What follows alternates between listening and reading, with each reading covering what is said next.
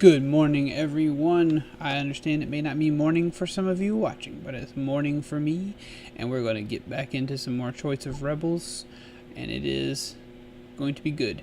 I apologize for not having two videos up, I think, yesterday. Hopefully I'll have two videos up today, but if not today as well, I will apologize for that too. I'm still looking for a new game to play. I've got some suggestions for a Telltale game, but I have never played one of those before, so just maybe give me a suggestion on which one. I know there's a new Batman one out that's kind of new. I know there's the Walking Dead Telltale stuff. I know there's an older one called The Wolf Among Us, all kinds of stuff. So please do let me know which one you might want me to try, and I'll see what I can do. But until then, let's get back into the Choice of Rebels. And if I don't get any suggestions for Telltale or whatever, I've got one game that I haven't played yet that I've been wanting to try, so maybe that one will be good. I just want to maybe see if I can't play something that you guys will want to watch, but in the meantime, let's do this thing. So chapter 4, The Hounds of Karagon.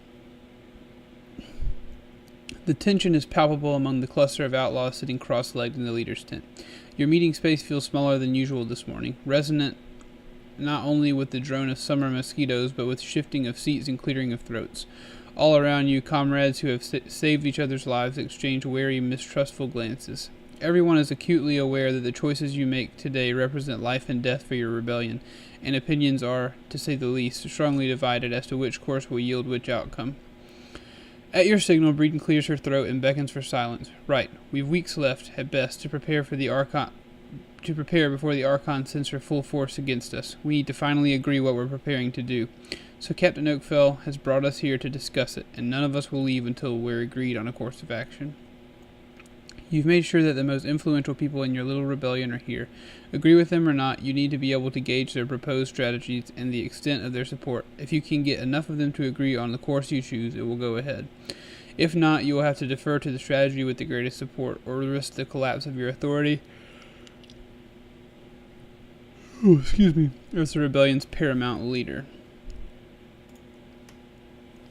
Your deputy is the first to speak. This is a dead end, Breeden says, quietly but intently. That's the first thing we need to understand. As long as we stay hidden in the wilderness, however many of us survive the summer, our rebellion goes nowhere else. All our lives, runaway helots have flowed in ones and twos from camp to camp until finally they reach this place. We need to reverse that stream. We need to leave here in twos and threes, groups small enough to go around and escape when the Alistairs get wind of us, and we need to take the message of this rebellion back out to the helot camps. Breeden pauses for a moment, then shrugs, but the captain no doubt wants to hear from the rest of you before making his decision. There's a flicker of uncertainty in her eyes. Perhaps you don't want to hear from everyone. If there's a course you strongly favor, it might be better to just let those who share your views speak. First you nod to... Let's hear Zvad's opinion. The big wind stands. The Windward Band has always lived by a simple rule. When they come for you, you run. You keep 3 steps ahead of them and you wait for them to get hungry and uncomfortable enough to declare victory and go home. It would be madness to do anything else. He sits down. You're unsurprised by the number of people nodding along emphatically. Zvad is one of the more influential leaders in the band. His counsel on this will sway many others. So what do you say? When they come for you, you run. You keep 3 steps ahead of them, then you wait for them to get hungry and uncomfortable enough to declare victory. Okay, so he's saying we run ahead. We run away from him. Okay. Caught. Well, I reckon everyone knows what I'd say anyway. Colt smiles broadly for a disarming moment, then the humor fades while the teeth remain. But here it is. If we can't break them here on our own ground, if we can't crush these genteel south-riding phalangites and send the Thurges flying off home like so many scared pigeons, well then, let's stop pretending this is a rebellion. If we're bandits, we should run, but I say we're rebels, and we should live or die as rebels. Let's choose a place where we can make a stand and prepare to destroy them there. Next we'll nod to Ellery. She's a pretty good strategist, I remember. Ellery Skinner leans forward with her customary no-nonsense confidence. This wilderness is good for one damn thing, running and hiding. We can sting them with arrows, we can wear them down with ambushes, but we can't beat them by standing and fighting. We know how to run and hide. We do that until they tire of hunting us and hand the job back to Hector Bloody Carriot to.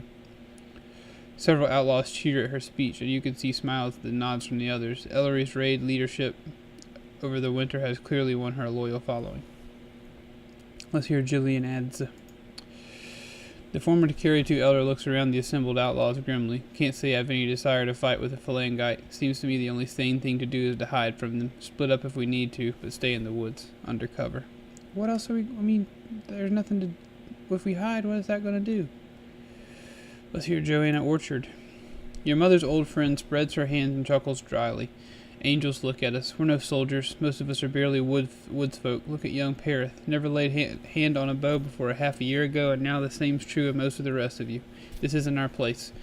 What we know, Callan, is the rim. We know how to hide among the other helots. We know how to talk to them, how to persuade them. No rebellion is going to win from the woods, or anyhow ours isn't. If we win, it will be from the camps. So I say we go back there, to the rim, and all of Shayard. So that's 2 for that thing. That's Breeden and Joanna Orchard. Radmar. The hot-tempered youth has a small but devoted following among the former helots impressed by his size and battle skill. You're not surprised to hear Radmar growl. The only way to win is to win. I'm with Colt. Face them and crush them when they come for us. Let's hear Alira. The chief tracker shrugs. If you ask me, anything other than staying on the run is folly, and even that may not be enough to save us. They're going to put a lot into hunting at this time. A lot into hunting us this time, I fear, more than anything we've ever had to face before. Next, you declare the discussion's finished. It's time to decide. You clear your throat.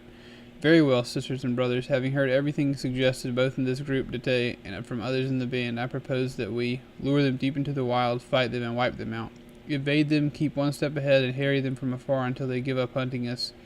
Split up, melt away, and take our message back to the Hela camps all across Shayard. Oh, goodness, this is a big, big choice, I can tell. Lure deep in the wild and fight them and wipe them out. We're not big enough, I don't think. I just don't think that's going to work. I don't think we have enough people. Evade them and keep one step ahead. That doesn't seem like it's going to do much. But splitting up and melting away and taking our message back to the Hela camps all across Shayard also feels a little anticlimactic. It feels like it wouldn't be that much fun. But also, is that going to work? I don't know. But right now, there are more people saying the split up part than anything else.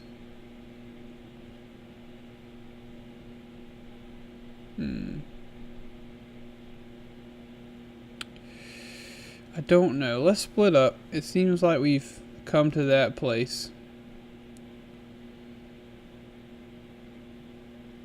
Because if they give up hunting us here, then we haven't won. We just kept them from following us. We haven't changed anything. This will not work. I can't imagine this working.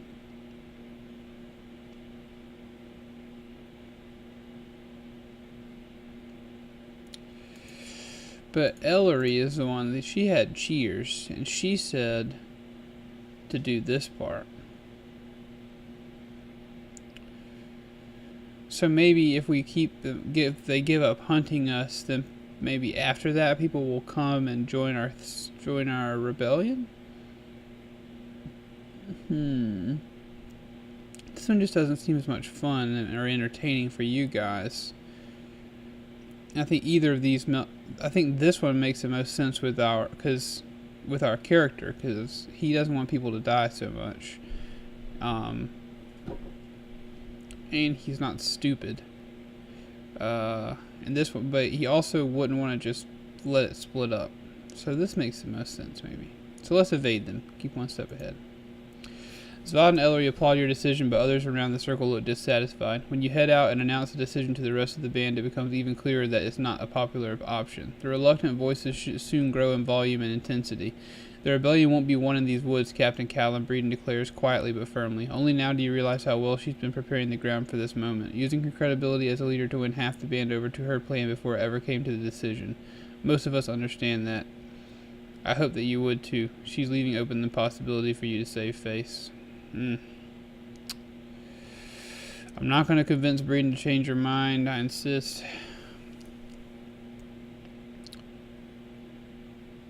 I guess we can grudgingly accept the will of the band. Though Colt and Radmar protest loudly, in the end they have to accept that most of the band are unwilling to join their rash stand against the hegemony. Over the following weeks, you begin outworking the strategy agreed upon with the band's elders. During the winter, you identified a few smallholder villages and helot camps which you hope are friendly enough to host a small group from your band. It'll end our plan of testing everyone who might be a traitor, Captain. Zvod rumbles to you in one final protest. We haven't yet finished everyone, you know. Yes, but it also reduces the consequences. They'll have fewer people to betray, whether here or back in the camps. Later, with Breeden, you can scan the crude map of the Outer Rim she has sketched in the dirt. You scan the crude map of the Outer Rim she has sketched in the dirt. If we can send our coveys out quickly and thoroughly enough, by the time the Phalangites arrive, they'll be combing the wilderness for a rebel army that simply isn't here. At which point they'll return to the rim and scour every camp and hamlet for us. Your deputy points out calmly. We need to be prepared for that too. We will be. They won't be. And by just storming into every helot tent looking for us, they'll win us new credibility and new followers. It's a plausible enough story, even if you put a bit more confidence into your prediction than you truly feel. It takes a lot of persuading to get helot camps to accept your rebel presence, and your poor charisma is not much help, but Breeden partly makes up for it, and a few at a time your coveys begin to find a welcome. One morning, Zvod puts his head into the leader's tent, looking uncomfortable but determined. A word with you, Captain?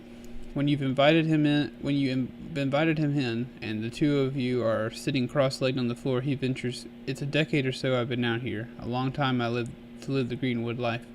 You feel suddenly dizzy. Zvod, are you thinking of leaving?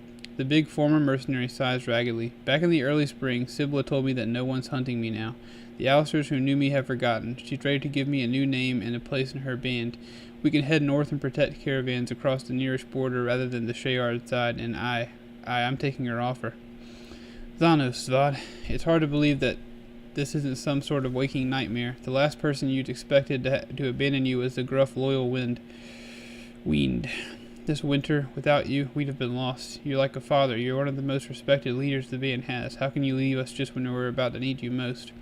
I'm not needed as much as all that, Captain. I make a good enough second in command, but being third to a girl nearly young enough to be my child. Zvod shrugs with a wry smile. I've shown the two of you what I know. You can sort things out well enough now. And you've chosen a course for the summer that I don't really understand. Not much I could contribute to that. For a few moments, neither of you speak. Then you say, thick-tongued, "She told you we're all going to die when the Phalangites come. She told you we're doomed, and you believe it." Zvod exhales in a great gust through flared nostrils. No, I don't. But if she's right, there's nothing more I can do to stop it than I've already done. And I have another life, Captain, from before you knew me, and I want it back.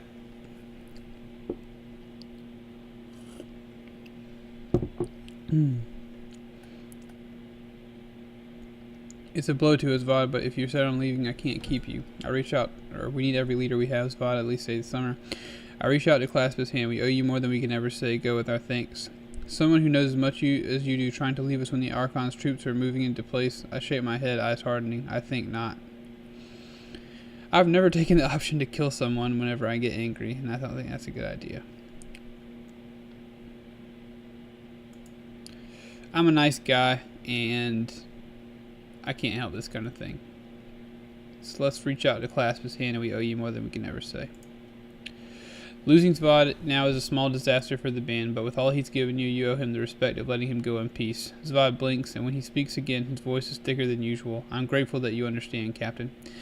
You agree that to avoid drawing other outlaws with him, he'll leave the band by night, and that you'll tell the rest of the band that he's gone to discreetly spread word of the rebellion in Windurge. On the morning after he leaves, Radmar and Ellery confirm the story. Many people take Zvod's departure hard, especially on the eve of the Archon's attacks. Last chance to spend some silver before the Phalangites arrive, Captain Breeden points out. Anything you want to use it on? You consider dispatching the last handful of missions you could send to the Rim to spend your 1675 drachms.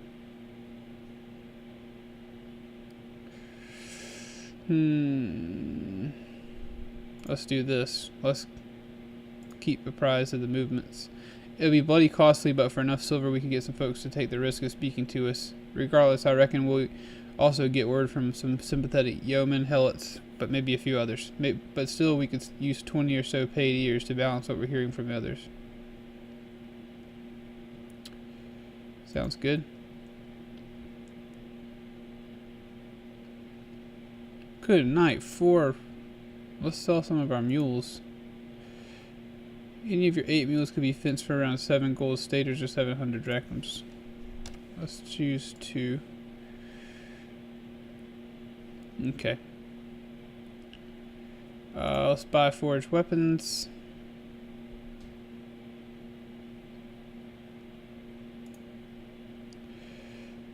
Castle on the Fence has a few new weapons for a gold stater. Let's see. I feel like I shouldn't sell all my mules, right? But we might as well buy more weapons, so let's spend it up. 12. 12 ones ride by mule train at the end of the week. How else do you want to spend your 395 remaining drachms? I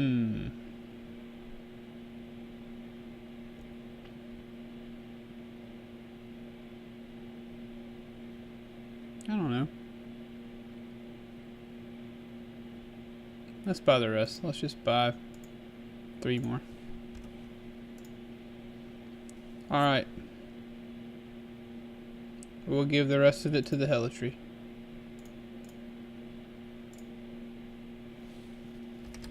And now we'll be completely broke. Okay. Over your weeks of preparation, you've managed to sneak 54 of your followers back into the helot camps of the Rim, leaving 71 with you in the woods. You're pulling your remaining outlaws back into the deep wilds, so it takes a while for the news to reach you. But just before sunset one day, your deputy strides up to you and mutters under her breath, "The Phalangites are in Rim Square now, or were a week ago, when our scouts heard the news. By this time, they'll likely be ready to move into the woods." A few minutes later, you're both in the leader's tent with young Ern and 3 other exhausted, tense-looking rangers. "What word?" you demand. "They're moving." There are rivulets of sweat on Ern's brow, and his voice is taut. "Got patrols up for 3 miles around the town, and they've been questioning everyone they see, especially in or near the forest. Anyone without a good reason to be there and someone to vouch for them goes straight to the harrower. So all we know is that what we've heard by dropping in on friends who do have good reason to be there. And our informants and their other friends tell us that 100 or 150 Phalangites are about to leave Rim Square to hunt for us, with more on the march elsewhere. We stopped off in some friendly yeoman villages, and they told us about at least 2 other flanking forces who will be entering the windward in areas where they go hunting. So we know where to look for them at any rate." A scraggly, bearded scout of 17 or so leans forward, his face tight with fear. Our informers say that the Tagmatarch, who's leading the host, has a 3rd forged sword, a gift from the Archon herself. You try not to let your own terror show. The 3rd wrought arms can supposedly cut through anything. Because of the vast amount of blood required in their forging, they're also extremely rare, almost never seen away from the Halathur front line. We'll make sure everyone knows to save an arrow for the fellow with the fancy sword. Dang. Cool. "What about Thurges?" Breeden asks sharply.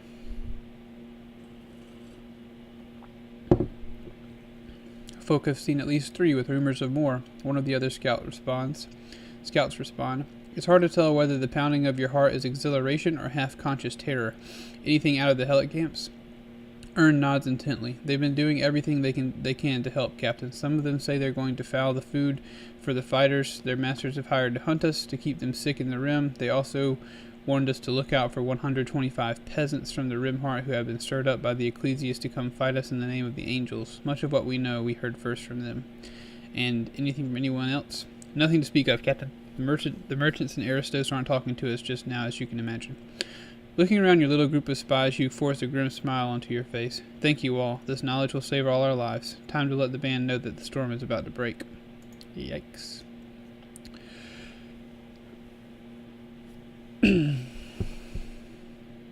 "Don't tell me the Phalangites are unbeatable," Radmar growls at the dinner circle that evening. "Captain Oakfeld, be honest. In all the stories you've heard, there must be some times when they've lost, and to folk like us, not just Halathurg magi. You give a curt nod, trying to muster enough appetite to finish your venison. I heard tell of a revolt 100 years ago further up the Windish border. The Phalangites lost badly. They brought long pikes into the forest, tried to keep their usual tight formations, played drums as they marched. It all made them easy to ambush, over and over again. Only a handful left the wilderness alive. The person who told my masters the story said she'd heard it from a Phalangite commander. They won't make those mistakes again. You glance around the suddenly subdued circle. Good thing that many of us will be out in the rim by the time they get here. The rest will hide. The band greets the news with stark silence. In the morning, 35 outlaws have vanished. Dang. We can't have deserters bringing word of our plans and movements to the enemy, Captain Radmar says hoarsely. Phalangites will catch them, some of them anyhow, and force everything they know out of them.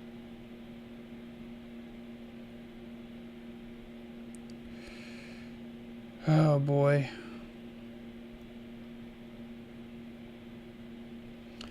I'll not force anyone to stay unwillingly. I have them tracked down and given the choice to return or die. They already made their choice and need to pay for it. Man. Old Joel, I think, is about to bring the hammer down on us. But it's a 21-minute long video so far, and we have got to shut her down and go to the next one. So I really appreciate you watching this video. I appreciate you listening to me read to you like a little bedtime story. But again, please do like, comment, and subscribe. I appreciate all of your comments. I love getting to respond to those, getting to read those. It means a lot to me that you're watching and that you're commenting. Thank you for all the subscriptions as well. And I just hope that you will maybe suggest a specific game that you might want me to play, because I just don't know what exactly you might want to see when it comes to Telltale. And do you want me to keep doing story-based games like this? Because I enjoy those. I also enjoy some of the more action-oriented ones as well. I always like them to have a good story. But yeah, any suggestions will do. If I do play something that you didn't suggest, please do not feel offended. It might just be something that I have in my library that I have not played yet, or something that I was just thought was cool. It might be good for the channel. So please do talk back and forth with me, communicate, and we will see what we play next. Thank you very much. I will see you in the next one, and I love you very much. Bye-bye.